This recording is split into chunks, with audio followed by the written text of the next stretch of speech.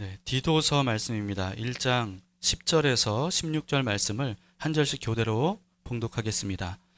불순종하고 헛된 말을 하며 속이는 자가 많은 중 할례파 가운데 특히 그러하니 그들의 입을 막을 것이라. 이런 자들이 더러운 이득을 취하려고 마땅하지 아니한 것을 가르쳐 가정들을 온통 무너뜨리는도다. 그레데인 중에 어떤 선지자가 말하되 그레데인들은 항상 거짓말쟁이이며 악한 짐승이며 배만 위하는 게으름뱅이라 하니 이 증언이 참되도다. 그러므로 내가 그들을 엄히 꾸짖으라. 이는 그들로 하여금 믿음을 온전하게 하고 유대인의 허탄한 이야기와 진리를 배반하는 사람들의 명령을 따르지 않게 하려 함이라. 깨끗한 자들에게는 모든 것이 깨끗하나 더럽고 믿지 아니하는 자들에게는 아무것도 깨끗한 것이 없고 오직 그들의 마음의 양식이 더러운. 함께 그들이 하나님을 시인하나 행위로는 부인하니 가증한 자요 복종하지 아니하는 자요 모든 선한 일을 버리는 자니라. 아멘. 앉으시겠습니다. 디도서는요, 바울이 디도라고 하는 젊은 목회자에게 보낸 비교적 짧은 편지입니다. 3장까지밖에 없어요. 1장 4절에서 바울은요, 디도를 참 아들 된 디도 이렇게 말합니다. 그 정도로 바울은 디도를 사랑하고 신뢰했어요. 실제로 그 친아들이라는 뜻이 아니고요, 아들이라고 여길 정도로 그렇게 사랑하고 신뢰하는 사람이 바로 디도였습니다. 바울이 아들이라고 한 사람은 디모데와 디도, 이 두 사람이죠. 당시 디도는요, 지중해 그레데라고 하는 큰 섬의 교회를 지도하고 있었습니다. 그레데라고 오늘 개역 개정 성경에는 기록이 되어 있는데요. 근데 크레타 섬, 여러분 들어보셨어요? 크레타 섬, 굉장히 유명한 지중해 휴양지이죠. 그게 바로 그레데 섬입니다. 당시에는 이 그레데 섬이 굉장히 그 무역과 교통과 군사 요충지였다고 합니다. 근데 또 그만큼 아주 혼탁한 그러한 곳이기도 했습니다. 그 당시에 이 섬의 분위기, 그레데 섬의 분위기가 어땠는지에 대해서 오늘 본문에서도 볼 수가 있는데요. 바울은 에피미니데스라고 하는 이 그레데 출신의 시인의 글을 인용합니다. 이 사람은 어떤 사람이냐면 고대 그리스의 7대 현인, 지혜자 중에 한 사람이라고 여겨질 정도로 굉장히 지혜자로 존경받는 사람이에요. 근데 이 사람이 어떤 말을 했는지 바울이 이렇게 인용하죠. 12, 13절입니다. 그레데인 중에 어떤 선지자가 말하되 그레데인들은 항상 거짓말쟁이이며 악한 짐승이며 배만 위하는 게으름뱅이라 하니 이 증언이 참되도다. 네, 이 그레데 사람들이 어떤 사람들이었어요? 네, 거짓말이 일상이었다는 거예요. 입만 열면 거짓말. 네, 그리고 악한 짐승처럼 포악했다는 거죠. 그리고 또 자기 배만 채우려고 하는 게으름뱅이, 일은 하려고 하지 않으면서 남들의 것을 착취하고 그리고 자기 일도 다른 사람에게 떠넘기고 자기는 그냥 배만 채우려고 하는 이런 사람들이었다라고 하는 겁니다. 자, 에피메니데스가 그레데 출신이에요. 그러니 그레데에서 얼마나 잘 알겠어요. 근데 자기 고향 사람들에 대해서 이렇게 말했다는 겁니다. 근데 또 더한 건 뭐예요? 바울이 동의해요. 내가 가보니까 진짜 그렇더라. 그 사람 말이 맞더라. 그러니 여러분 입만 벌리면 거짓말이 나. 네. 그래서 오죽하면요, 헬라어에 크레티조라고 하는 말이 있는데 이 말은 거짓말하다라고 하는 뜻이거든요. 근데 원래 뜻이 뭐냐 하면 그레데인처럼 말한다, 이런 뜻이에요. 그 말이 거짓말한다는 말로 바뀔 정도로 그렇게 크레타 사람들은 거짓말을 밥 먹듯이 하는 사람들이었다는 겁니다. 그런데 그런 크레타 섬 그레데에 복음이 전해진 거예요. 어떻게 복음이 전해졌을까? 그 단서를 우리는 사도행전 2장에서 볼 수가 있는데, 사도행전 2장에 어떤 사건이 나타납니까? 6월절입니다. 오순절에 마가요한 다락방에 모인 예수님의 제자들 120명의 사람들에게 성령이 강림하죠. 그때 겉으로 드러난 놀라운 일이 있었어요. 그게 뭐냐 하면 그 제자들이 한 번도 배운 적이 없는 지역의 방언들을 막 얘기를 하는 거예요. 하나님을 찬양하고 경배하는, 하나님이 어떤 분인지를 막 말하는 지역 방언들을 이 사람들이 말하는 겁니다. 그래서 각 지역에서부터 이 오순절을 맞이해서 예루살렘에 모인 사람들이 그 소리를 듣고 깜짝 놀라는 거죠. 이 사람들은 우리의 말을 배운 적이 없는데 이렇게 어떻게 유창하게 하나님의 일들에 대해서 그렇게 우리 언어로 말할 수 있느냐라고 하는 거예요.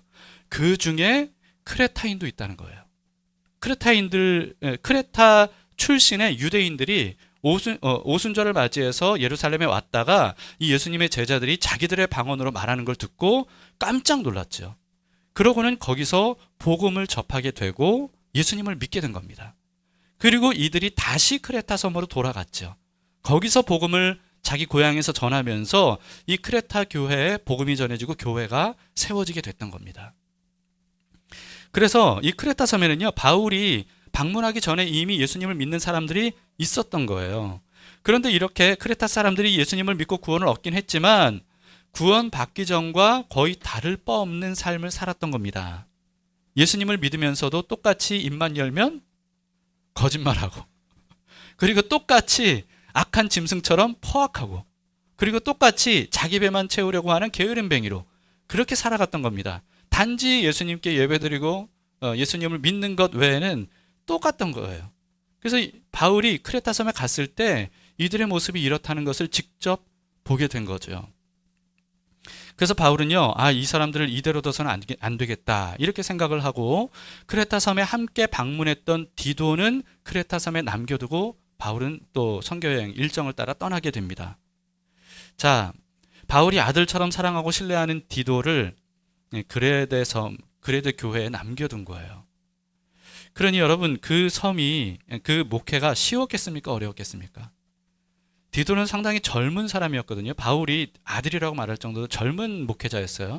이 목회가 얼마나 힘들었겠습니까? 그러니까 바울이 그걸 알기 때문에 디도서를 보낸 거예요.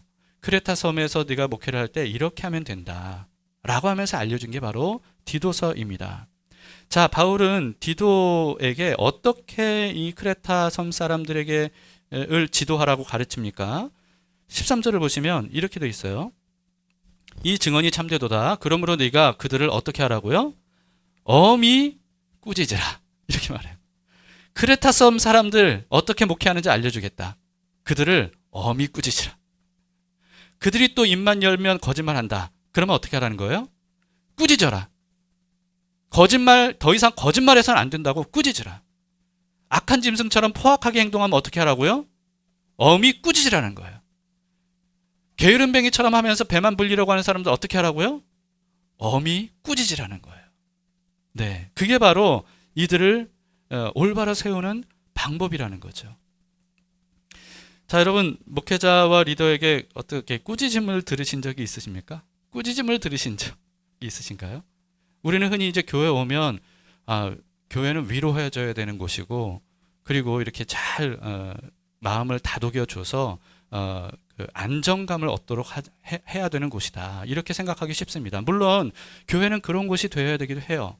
때로는 교회가 병원 같은 역할을 해야 될 때도 있습니다. 그러나 바울은 크레타 섬 같은 경우에는 엄히 꾸짖어야 된다 이렇게 말하는 겁니다. 그래서 우리도요, 때로는 교회에서 꾸짖음을 들어야 될 때도 있어요. 이것을 우리는 분명히 인식하고 있어야 됩니다. 그래서 어떤 경우에 우리가 꾸짖음을 받아야 됩니까? 예수님을 믿었는데도 불구하고 예수님 믿기 이전과 똑같은 삶을 살아갈 때 꾸짖음을 들어야 되는 거예요. 그리고 세상 사람들과 별반 다르지 않은 삶을 살아갈 때 꾸짖음을 들어야 되는 거예요. 예수님을 믿은 지 오랜 세월이 지났는데도 불구하고 이전과 전혀 다르지 않고 성장하지 않는다. 그렇다면 꾸짖어야 되는 거예요. 그리스도인인데도 불구하고 그리스도인처럼 살지 않고 크레타 사람들처럼, 세상 사람들처럼 산다면 꾸짖어야 된다는 거죠. 엄히 꾸짖어야 된다는 겁니다. 그렇게 함으로써 바로잡아 주라는 거죠. 오늘날 그런데 교회에서 이런 꾸짖음을 듣기가 참 어렵잖아요. 그 왜 그렇죠? 꾸짖으면 성도들이 어떻게 해요? 상처받아서 떠나버려요. 교회가 여기밖에 없나 그러면서 떠나버려요. 다른 교회 갔어요. 거기서 또 꾸짖음을 들어요. 그럼 어때요? 고치려고 하지 않고 또 떠나요. 나를 꾸짖지 않는 교회로 떠나요. 여러분, 그러면 어떻게 되는 거예요? 이 사람은 변화가 없는 거예요. 물론 이런 경우는 있어요. 교회에서 제왕처럼 군림하는 목사가 자기 말을 듣지 않는다고 화내는 이런 경우는 교회에 있을지 몰라도, 그렇지 않고 그리스도인인데 그리스도인처럼 살지 않는다고 말씀으로 꾸짖는 이런 교회가 참 찾아보기 힘든 이유는 뭐냐 하면 상처받고 떠나니까. 그러니까 꾸짖지를 못하는 거예요. 꾸짖지를 못하니까 교회 성도들이 성장하지 않는 거예요. 예수님을 믿은 지 오래됐는데도 믿기 이전과 전혀 달라지지 않고 성장하지 않고 그리스도 예수의 뒤를 따르면서 그리스도의 방식대로 사는 게 아니라 여전히 세상 방식대로 살아가는 그리스도인들이 교회 안에 많은 거죠. 이러다 보니까 바로잡기가 어려운 거예요. 여러분, 교회를 다닌 지 수십 년이 됐어도 가치관과 일상생활이 믿기 전의 삶과 별반 다르지 않다면, 그러면 이거는 심각한 문제입니다. 정신을 차려야 되는 거예요. 근데 문제는 뭐예요? 이런 사람들은요, 본인의 문제를 깨닫지를 못해요. 왜 나한테 뭐라 그래? 라고 하면서 그냥 교회 떠나버리고 뜨내기처럼 그렇게 사는 거예요. 그러면서 위로, 격려, 칭찬 이런 것만 바래요. 근데 더 심각한 문제는 뭐냐면요, 이런 식으로 교회를 계속 다니는 사람들이 자동적으로 집사가 돼요. 시간이 지나면 장로가 돼요. 권사가 돼요. 심지어 목사가 돼요. 그래서 이런 사람들이 교회 지도자가 되는 거예요. 교회의 직분이 계급화가 되는 이유가 뭡니까? 바로 이처럼 전혀 성장하지 않고 세상과 다르지 않은 삶을 사는 사람들이 교회에서 주도권을 잡으니까. 그러니까 세상과 똑같이 교회 조직도 세상과 같은 계급 조직이 되는 거예요. 오늘날에는요, 한국 교회에 정말 어미 꾸짖는 영적 지도자가 필요합니다. 근데 이런 어미 꾸짖을 수 있는 영적 지도자가 필요하다면 성도들이 또 어떤 성도들이 돼야 되는지가 굉장히 중요해요. 정말 성경적인 꾸짖음, 말씀을 가지고 꾸짖을 때 그것을 마음속에 아프더라도 힘들더라도 수용해야 된다고 하는 마음의 준비를 여러분들이 가져야 돼요. 그래야 정말 믿음의 영적 스승들, 꾸짖을 수 있는 지도자들이 교회에 더 많아질 수가 있는 겁니다. 여러분, 세월이 흐르고 흘러도 신앙과 인격이 성장하지 않는다면 문제가 있다는 것을 알아야 돼요. 본인 스스로가 어떤지를 한번 점검해 보세요. 나는 과연 예수 믿기 전과 얼마나 달라졌는가? 세상 사람들과 더 가까워진 삶을 사는가? 가까워졌다는 것은 닮아가는 삶을 사는가? 아니면 그리스도를 닮아가는 삶을 사는가? 라고 하는 거죠. 자신이 그리스도인이라는 사실을 말하지 않으면 주변 사람들이 전혀 내가 그리스도인인 줄을 모른다. 여러분, 그건 참 부끄러운 일이에요. 내가 그리스도인이라는 말을 하지 않아도 세상 사람들이 저 사람은 뭔가 다르다. 왜 그럴까? 알고 보니까 그리스도인이구나. 이게 이렇게 돼야 되는 거예요. 물론 자기가 그리스도인임을 밝히고 또 이기적이고 교만하고 무례하게 행동하는 거, 이건 더 부끄러운 일이죠. 중요한 건 뭡니까? 우리가 예수님을 믿고 예수님의 뒤를 따라가다 보면 세상 사람들과는 점점 다른 삶을 살게 되고 그리스도를 점점 닮아가는 것이 당연한 겁니다. 그렇기 때문에 내가 오랜 시간이 지나도 예수님을 닮기보다는 세상 사람들과 별반 다르지 않고 성장이 없다. 그렇다면 이게 문제라는 것을 알아야 돼요. 이대로 내가 예수님을 교회를 다니는 것은 정말 무가치한 일이라는 것을 알아야 되죠. 잘못된 것이라는 것을 알아야 됩니다. 그럴 때 우리는 오늘 본문을 통해서 바울의 말을 통해 꾸짖음을 들어야 되는 거예요. 꾸짖음이 필요하다라고 하는 거죠. 그리스도인은 어떤 사람입니까? 성경을 믿고 따르는 사람 아니에요? 그런데 모든 성경은 어떻다는 거예요? 교훈과 책망과 바르게 함과 의로 교육하기에 유익하다는 겁니다. 여러분, 복음은요, 우리가 예수님 믿기 전에 어떤 삶을 살았는지, 어떤 죄를 저질렀는지 그걸 탓하지 않아요. 왜냐하면 예수 그리스도 안에서 그 모든 것들이, 그 죄가 해결이 됐으니까. 예수님 믿고도 너 왜 과거에 그런 죄를 졌어? 너 왜 그런 삶을 살았어? 이러지 않아요, 복음은. 그러나 복음은 거기서 멈추지 않습니다. 복음은 이전에 우리의 삶에 대해서 묻지 않지만 믿고 난 이후의 삶에 대해서는 물어요. 복음으로 구원을 얻었는데 너는 왜 여전히 과거와 똑같이 죄 가운데 죄의 지배를 받으며 사느냐? 이전과 다른 삶을 살라고 예수님이 십자가에서 죽으셨는데, 새 인생을 살고 새 사람으로 살라고, 의인으로 살라고 예수님이 대신해서 십자가에서 그 엄청난 대가를 치르셨는데, 너는 왜 여전히 똑같이 이전처럼 세상 속에서 세상 사람들과 전혀 다르지 않은 삶을 살고 있느냐? 복음은 그렇게 우리를 질책합니다.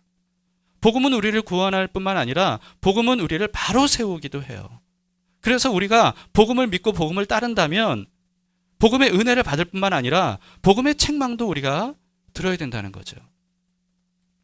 그래서 언제나 우리는 이와 같이 교훈과 책망과 바르게 함과 의로 교육하는 이 말씀에 열린 마음을 가지고 수용할 준비가 되어 있어야 됩니다. 그리고 지도자가, 리더가 거기에 대해서 넌 지금 잘못 살고 있어 지적한다면 거기에 대해서 하나님의 꾸짖음으로 듣고 정신을 차리고 자신을 깨워야 되는 거죠. 여러분, 교회 리더, 지도자들뿐만 아니고 그런 믿음의 친구들이 있어야 됩니다. 저는 참 감사한 게 뭐냐면요, 예수님을 믿으면서 그런 친구들이 있었어요. 그래서 예수님을 믿은 지 얼마 안 된 저기 때문에 얼마나 좀 여러 가지가 좀 이렇게 바로잡혀 있지 않았겠어요. 근데 거기에 대해서 친구들이 알려줬어요. 이건 이렇게 해야 된다. 너 그렇게 하면 안 된다. 알려줬어요. 그래서 우리가 이와 같은 수용하는 마음이 있어야 되고, 정말 우리가 서로에게 그와 같이 때로는 필요하다면 정말 엄히 꾸짖고 그것을 또 기쁜 마음으로 수용할 줄 아는 이와 같은 교회가 될 수 있어야 됩니다. 물론 지적질하라는 뜻이 아니에요. 그게 아니라 정말 하나님 앞에서 올바르지 않고 이러다가는 이 사람이 죄의 지배를 받겠구나, 이전처럼 똑같은 삶으로 돌아가겠구나, 그렇다면 거기에 대해서 분명한 꾸짖음을 우리가 할 수 있어야 되고 또 수용할 수 있어야 된다는 거죠. 그래야 그리스도인이 그리스도인다운 삶을 살 수가 있고요, 정말 하나님께서 원하실 뿐만 아니라 우리를 위해 계획하신 그 아름답고 또 행복한 삶을 우리가 살아갈 수가 있는 겁니다. 바울은 어떤 사람이에요?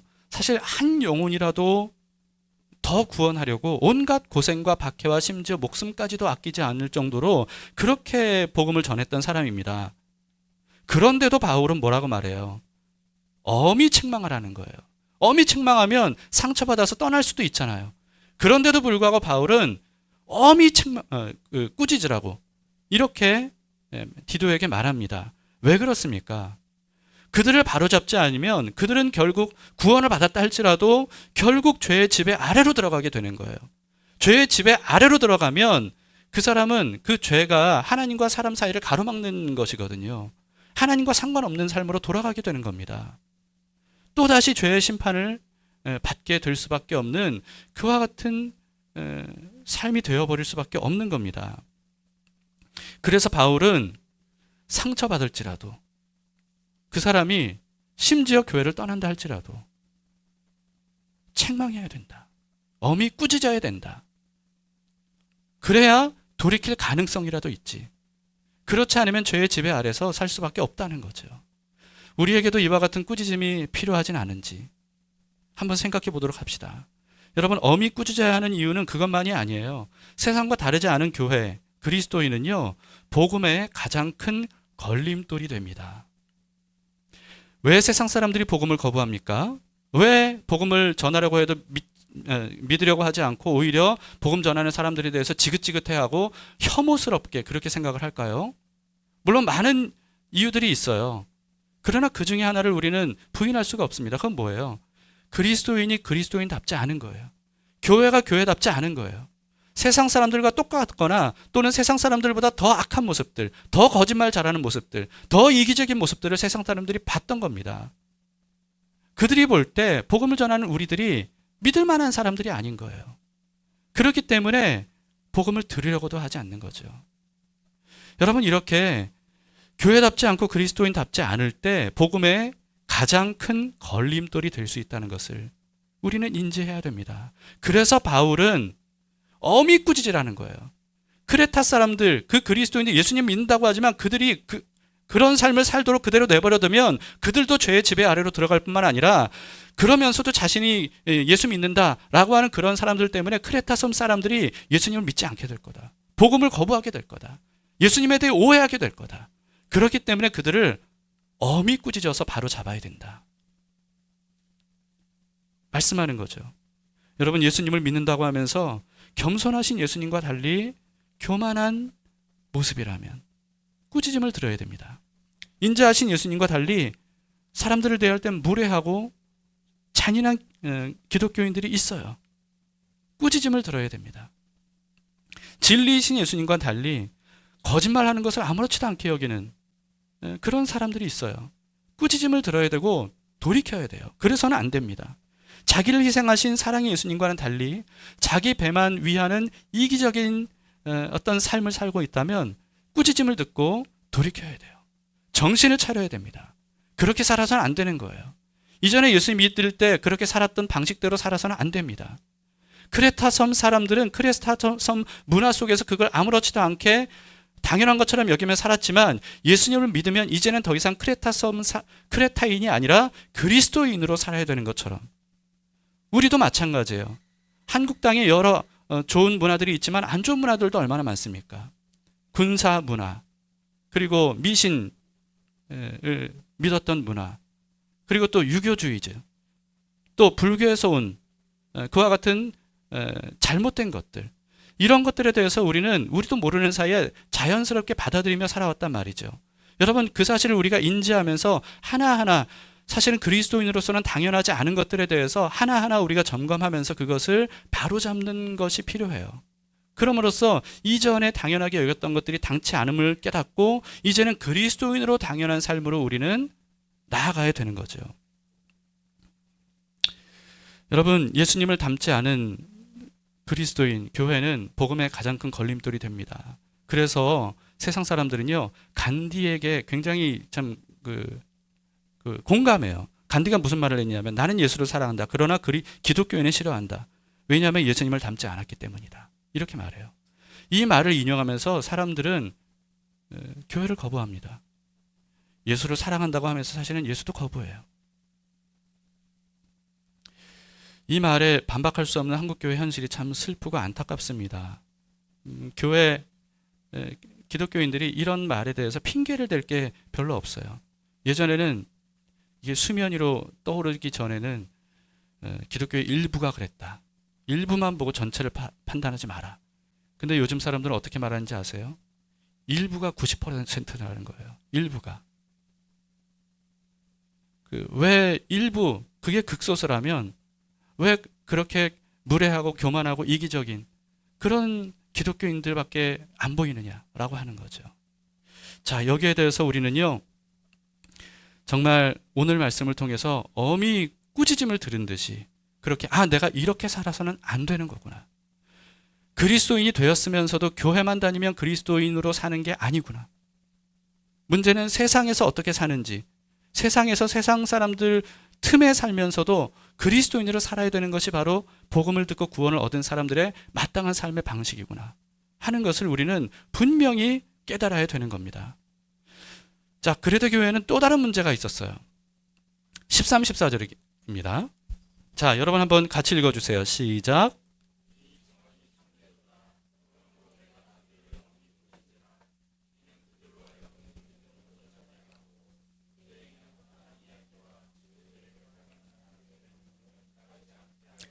네, 그들을 엄히 꾸짖어야 되는 이유가 단지 크레타 섬 사람들 때문만은 아니고요. 유대인들 때문이었어요. 14절에 유대인의 허탄한 이야기와 진리를 배반하는 사람들의 명령을 따르지 않게 하려 함이라.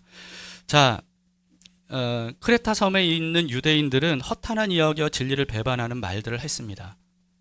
그 말들은 거짓말들이었어요.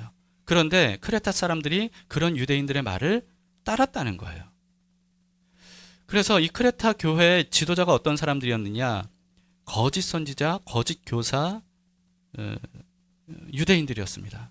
이 유대인들이 교회 지도자 역할을 했던 거예요. 이 유대인들이 어떤 사람들인지 10절, 11절에서는 이렇게 말씀합니다.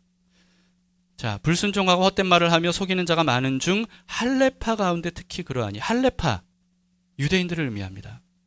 크레타 출신 유대인들. 그들의 입을 막을 것이라. 이런 자들이 더러운 이득을 취하려고 마땅하지 아니한 것을 가르쳐 가정들을 온통 무너뜨리는 도다. 자, 할레파 크레타 출신 유대인들. 자, 이들은요, 크레타 섬에서 태어나고 자랐지만 유대인이었기 때문에 그래서 거기서도 할례를 받았고 율법을 준수하는 삶을 살았습니다. 그러던 그들이 복음을 듣고 예수님을 믿게 된 거예요. 그러나 예수님을 믿게 되었는데 이방인들, 크레타 섬 사람들에게 뭐라고 말하냐면 너희가 구원을 얻으려면 예수님을 믿는 게 필요하다. 그러나 유대인처럼 너희도 할례를 받아야 되고 그리고 율법도 지켜야 된다. 그래야 구원을 받는다. 이렇게 가르친 거예요. 자, 이들처럼 복음에 대해서 뭔가를 빼거나 뭔가를 첨가하는 것. 여기에 대해서 바울은 뭐라고 표현했냐 하면 다른 복음이라고 표현을 했습니다. 다른 복음. 다른 복음 하면은 이 복음들 중에서 뭐 여러 가지 뭐 다른 방식으로 전하는 복음 이렇게 생각하기 쉬운데 그게 아니고요. 다른 복음은 다른 말로 하면 가짜 복음을 의미하는 거예요. 복음이 아닌 것. 근데 복음인 것처럼 보이도록 하는 것. 그래서 갈라디아 교회에도 그런 일이 있었는데 바울은 갈라디아서에서 이렇게 말합니다. 1장 6절에서 9절에 보시면 그리스도의 은혜로 너희를 부르신 이를 이같이 속히 떠나 다른 복음을 따르는 것을 내가 이상하게 여기노라. 다른 복음은 없나니 다만 어떤 사람들이 너희를 교란하여 그리스도의 복음을 변하게 하려 함이라. 그러나 우리나 혹은 하늘로부터 온 천사라도 우리가 너희에게 전한 복음 외에 다른 복음을 전하면 저주를 받을지어다. 우리가 전에 말하였거니와 내가 지금 다시 말하노니 만일 누구든지 너희가 받은 것 외에 다른 복음을 전하면 저주를 받을지어다. 다른 복음에 대해서 바울은 굉장히 강력하게 지금 경고하고 있는데요. 그 다른 복음은 복음을 전하긴 전해요. 예수님이 그리스도이시다. 그런데 그것만으로 구원받는 건 부족하다. 라고 하면서 첨가하는 거예요. 유대인들이 다른 복음을 전했는데 유대교인처럼 할례도 받고 율법도 지켜야 된다. 라고 하는 거죠. 이와 같은 다른 복음이 크레타 섬과 이 갈라디아 교회뿐만 아니고요. 굉장히 많은 지역에 이런 유대인들이 가는 곳곳마다 교회를 정말 혼란시켰어요. 복음을 복음답게 여기지 못하게 하고 사람들을 이 규칙, 규율 여기에 얽매여 놓은 거예요. 묶어 놓은 거죠. 더구나 크레타 섬 유대인들은 더러운 이득을 취하려고 이런 다른 복음들을 전했다는 겁니다. 진리의 복음이 아닌 헛된 말로 사람들을 속여서 그래서 사람들이 자기를 따르도록 교회를 장악한 거예요. 장악하고 사람들이 자기에게 복종하게 함으로써 헌금을 자기 주머니에 넣는 사기꾼들이었던 거죠. 참 이 말씀을 보면서 이 한국교회 현실이 참 안타깝게 또 다가오게 됩니다. 여러분 한국교회도 이런 일들이 얼마나 많습니까? 물론 뭐 이단 사입이 굉장히 많죠. 이단 사입이만 그런 게 사실은 아니라는 게 더 가슴 아픈 일이에요. 그리스도와 복음보다 규칙과 규율을 더 중요하게 가르치는 교회들 참 많이 있습니다. 복음을 말하지 않는 건 아니에요. 예수님을 전하지 않는 건 아니에요. 그러나 그거는 그냥 간단하게 전하고 이렇게 해야 된다. 저렇게 해야 된다. 그래야 복을 받는다. 그렇게 하지 않으면 저주받는다. 이런 식으로 전하는. 그럼으로써 사람들을 소위 목회자의 종처럼 그렇게 부리는, 이끌어가는 이와 같은 교회들이 얼마나 많습니까? 하나님과 예수 그리스도를 바라보면서 그분의 제자가 되고 그분을 닮고 그분의 성품이 내 성품이 되도록 하는 이것을 가르치지 않고 이건 이렇게 해야 되고 저건 저렇게 해야 되는 여러 규칙과 규율들을 통해서 사람들을 통제하는 교회들이 오늘날에도 아직까지 많이 있습니다. 그래서 이런 규칙과 규율대로 하지 않는 성도들에 대해서는 자격이 없다고 비난하고 정죄하는 일들도 많고요. 반면에 가치관이나 일상생활은 세상 사람들과 전혀 구별되지 않는데도 불구하고 교회 규칙과 규율, 교회 안에서의 활동은 아주 훌륭하다고 하면서 이런 사람들을 칭찬하고 높여주고 직분자로 추대하는 교회들 있습니다. 그런 교회의 특징이 뭐예요? 그런 교회의 특징은 목회자가 제왕처럼 군림한다는 거예요. 군림하고 많은 이득을 취하죠. 오늘 본문의 크레타 섬의 할레파 유대인들이 그때만 있었던 게 아니에요. 오늘날 한국교회에도 많이 있습니다. 바울은 여기에 대해서 말씀을 하고 있는 거예요. 자, 여러분, 이와 같은 잘못된 거짓 지도자들의 가르침을 따르는 성도들이 어떻겠어요? 생각해 보세요. 교회의 규칙과 규율을 잘 지키기만 하면 그러면 훌륭한 신앙인이다. 이렇게 배웠기 때문에 그렇게 생각하지 않겠습니까? 교회에서의 경건한 모습만 보이면 그 사람은 훌륭한 신앙인이다. 교회 밖에서는 어떤 삶을 살든지 상관없는 거예요. 일상에서의 삶은 세상 사람들처럼 똑같이 사는 거예요. 아니요, 오히려 하나님을 믿는다는 하나님께 선택받았다는 잘못된 선민 사상으로 더 교만해져서, 그래서 사람들을 무례하게 대하는 그런 그리스도인들도 많이 있습니다. 그러면서 자신을 교회 안에서는 열심히 하고 칭찬받으니까, 높임받으니까, 직분 계속 받으니까, 그러니까 자신을 훌륭한 신앙인이라고 생각하는 거죠. 교회 안에서와 교회 밖에서의 말과 행동이 달라요. 표정이 달라요. 여러분, 이와 같은 이중적이고 가식적인 모습이 가장 적나라하게 드러나는 곳이 어딜까요? 어딜까요? 가정 아니겠어요? 가정. 가족들은 보잖아요. 가정 안에서의 모습과 교회에서의 모습이 너무나도 다르고 이중적이고 가식적이다. 그래서 여러분 11절에서처럼 이런 가르침을 받는 사람들은 가정이 무너지기가 쉬운 겁니다. 가정이 무너지는 거예요. 다음 세대가 신앙을 이어받지 않는 이유, 그 중에 하나가 뭐예요? 이와 같은 부모 세대의 이중적인 가식적인 모습 때문 아니겠습니까? 교회에서는 그렇게 인자한 것처럼 보이고 뭔가 교회에서 칭찬받고 높임받는데 가정에서는 표정이 싹 변하고 말투가 바뀌고 태도가 바뀌고, 여러분 그렇다면 다음 세대가 얼마나 오해하겠어요? 하나님에 대해서, 신앙에 대해서, 믿음에 대해서, 그리스도인의 삶에 대해, 교회에 대해 얼마나 오해하겠습니까?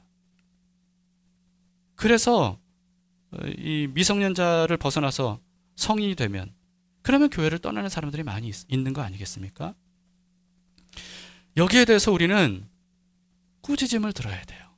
정신을 차려야 됩니다.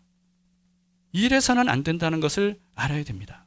바울은 이와 같은 그레데 교회의 문제를 어떻게 해결하라고 디도에게 말하고 있습니까? 11절에 보시면요, 그들의 입을 어떻게 하라고요? 막으라. 그들의 입을 막아버리래요. 참, 오늘 본문은 굉장히 강경하죠. 그런데 입을 막으라는 건 실제로 그들이 말하는 입을 막으라는 그런 뜻이 아니고요. 어떻게 막으라는 거냐 하면 그 내용이 5절부터 9절에 나와 있는데요. 5절만 보시겠습니다. 내가 너를 그레데에 남겨둔 이유는 남은 일을 정리하고 내가 명한 대로 각 성의 장로들을 세우게 하려 함이니. 어떻게 하라고요? 각 성의 장로들을 세우라는 거예요. 장로들. 그러면서 6절부터 9절까지 어떤 장로들을 세워야 되는지를 알려주고 있습니다. 이런 사람을 장로로 세우라라고 하는 거죠. 그 내용을 요약하면 이래요. 첫 번째는 인격과 삶의 모범이 되는 사람. 다시 말해서 크레타 섬 사람들과 다른 삶을 사는 사람, 다른 방식의 삶을 사는 사람. 두 번째는 가정을 믿음으로 세우는 사람. 세 번째는 말씀을 그대로 지키고 또 그 말씀을 가르칠 수 있는 사람. 그리고 넷째는요, 진리의 말씀을 거슬러 말하는 사람에게 책망할 수 있는 사람. 이런 사람을 장로로 세우라라고 하는 겁니다. 장로하면 우리는 오늘날의 장로를 생각하기 쉬운데, 여기에서 장로는요, 교회 지도자, 리더를 의미하는 거예요. 온갖 가정을 무너뜨리면서까지 더러운 이득을 취하려고 다른 복음을 전파하는 할레파 유대인들과는 완전히 다른 사람들, 이런 사람들을 세우라는 거죠. 가정을 무너뜨리는 사람에게서 교회를 보호하려면 가정을 믿음으로 잘 세우는 사람을 지도자로 세워야 된다는 거예요. 율법은 잘 지키는 것처럼 보이지만 세상 속에서 똑같이 삶을 살아가는 이와 같은 사람들과는 달리 삶에서 모범이 되는 사람들을 장로로 세우라는 거예요. 이와 같은 것들입니다. 여러분, 거짓 지도자들을 교회에서 몰아내는 것만으로는 안 돼요. 왜냐하면 그러면 또 다른 거짓 지도자들이 교회를 장악할 수 있거든요. 이것을 원천적으로 우리가 해결하려면 어떻게 되는 겁니까? 그레데 사람이지만 그레데 사람처럼 살지 않는, 예수님의 제자로 사는 그리스도인, 이런 사람들을 지도자로 세워야 된다는 거예요. 한국교회도 마찬가지입니다. 세상 속에서 살고 있지만 세상 사람들과 다른 삶을 살고 가정을 믿음으로 세우고, 그리고 말씀에 복종하고, 그리고 그 말씀을 가르칠 수 있고, 심지어 그 말씀으로 올바르게 공정하게 책망할 수도 있는 사람, 이런 사람이 교회 지도자로 세워져야 된다라고 하는 것이죠. 여러분, 우리 담길 교회는 그런 리더들이 세워져 있습니까? 지도자에 대한 설교를 할 때 사실 저도 굉장히 많이 참 힘들어요. 이런 말씀을, 왜냐하면 제가 벌거벗겨지는 것처럼 여겨지거든요. 그러나 말씀이 그런 내용이 어떻게 하겠어요? 전해야 되는 거죠. 담길 교회 그런 리더들, 지도자들이 세워져 있습니까? 저는 지금 목사에 대한 얘기만 하는 것이 아닙니다. 교회 리더들 어떻습니까? 여러분, 그런 리더들입니까? 그러나 그보다 더 중요한 질문이 있어요. 우리 담길 교회는 리더들이 어떤가? 그것보다 더 중요한 질문이 있습니다. 나는 어떤가 하는 거예요. 나는 세상 속에서 살고 있으면서 세상과 다른 그리스도인으로 살고 있는가? 세상을 닮기보다는 그리스도를 닮은 사람으로 세워져 가고 있는가? 이 질문이 훨씬 더 중요하고 훨씬 더 필요한 질문입니다. 이 질문을 하지 않는 사람들로 교회가 가득하면 지도자로, 리더로 세울 수 있는 사람이 없는 거예요. 아무도 그런 삶을 살려고 하지 않는데 어떻게 그 교회에 그런 훌륭한 지도자, 오늘 본문에서 말씀하고 있는 그런 지도자를 세울 수가 있겠습니까? 얼마 전에 남은 자에 대한 말씀 나눴던 거 여러분 기억하십니까? 남은 자가 돼야 됩니다. 모든 사람들이 바알에게 무릎 꿇는 그런 세상이 되었다 할지라도, 그렇더라도 나만이라도 바알에게 무릎 꿇지 않고 오직 그리스도에게만 경배하는 그런 사람으로 남겠다라고 하는 사람, 이런 사람이 남은 자예요. 세상 사람들이 넓은 길, 자기를 위한 길, 경쟁에서 이기려고 하는 것으로만 혈안되어 있는 그런 삶을 살아갈 때 나는 그리스도의 뒤를 따르는, 예수님을 닮는 그런 삶을 살겠다. 어떤 힘들고 어려운 일을 당한다 할지라도 나는 그 길을 끝까지 가겠다라고 하는 사람이 남은 자죠. 여러분, 이런 남은 자가 교회 안에 있어야, 그래야 그런 사람들을 지도자로 세울 거 아니겠어요? 그래야 리더로 세울 거 아니겠어요? 그렇기 때문에 우리 교회에 그런 사람이 있나 없나? 에이, 없네, 우리 교회는 엉터리, 이렇게만 생각하는 사람들이 있다면 그 교회는 가망이 없는 거예요. 그러나 나는 어떤가? 나는 정말 그리스도인다는 삶을 살아가고 있는가? 나는 무엇을 위해 발버둥치고 있는가? 이런 질문을 던지는 사람들이 교회에 가득할 때 교회 리더로 세울 수 있는 사람들이 늘어나는 겁니다. 여러분들이 그런 사람들이 될 수 있기를 바랍니다. 오늘 본문 이후 바울은요, 디도에게 그래서 어떤 내용을 얘기하냐면 그레데 교회의 젊은 남녀, 그리고 나이 많은 남녀, 심지어 종에 대해서 어떻게 가르쳐야 될지, 그들을 어떻게 키우고 세우고 양육해야 될지, 여기에 대해서 알려줍니다. 핵심은 뭐냐 하면 남녀노소 누구나 그리스도를 믿는 그리스도인이라면 그레데인처럼 살지 말고 이제는 그리스도인답게 살아야 된다라고 하는 거예요. 우리도 마찬가지입니다. 예수님을 믿었다면 내가 누군지를 알아야 돼요. 나는 누굽니까? 세상에 속한 사람이 아니라 그리스도인이에요. 하나님 나라에 속한 상속자예요. 하나님의 아들이 되었어요. 천국을 이루는 삶을 우리가 살아야 되는 겁니다. 세상과 똑같이 살면서 천국을 이룰 수 없어요. 세상과 다른 사람들만이 천국을 이룰 수가 있는 겁니다. 이런 사람들이 교회에 많을 때 리더로 세울 수 있고, 이들이 교회를 이 거짓 지도자들로부터 지켜낼 수가 있는 겁니다. 다시는 그와 같은 잘못된 자기 배를 채우려고 하고 더러운 이득을 위해서 교회를 장악하려고 하는 사람들에게서 교회를 지켜낼 수 있고, 그리고 그런 사람들이 교회 안에 지도자로 세워지고 많은 성도들이 그와 같이 세상과 다른 삶을 살아갈 때 복음을 강력하게 세상에 전하는 빛과 소금의 역할을 감당할 수 있는 거예요. 어둠 속에 있는 사람들, 선악을 분별하지 못하고 멸망의 길과 생명의 길을 분별하지 못하는 이들에게 온전한 삶을 살아가는 길이 무엇인지, 구원받은 백성으로서 하나님께서 예비하신 그 길을 따라가는 삶이란 이런 것이다 라고 하는 것을 드러내는 교회가 될 수 있는 것이죠. 여러분, 우리가 그런 교회가 될 수 있기를 바랍니다. 짧게 이제 마치도록 하겠는데요. 요즘 그 예수동행 일기가 상승세를 타고 있습니다. 여러 참 아름다운 고백들이 계속 우리 올라오고 있는데, 그 중에 어떤 형제의 글을 여러분들과 함께 나누고 싶습니다. 어떤 짜증과 화가 날 만한 상황인데 그것을 예수님을 생각하면서 평화롭게 대처한 후에 이 한마디가 정말 너무 짜릿하더라고요. 그게 뭐냐 하면 사탄은 노렸지만 나는 눈치챘다.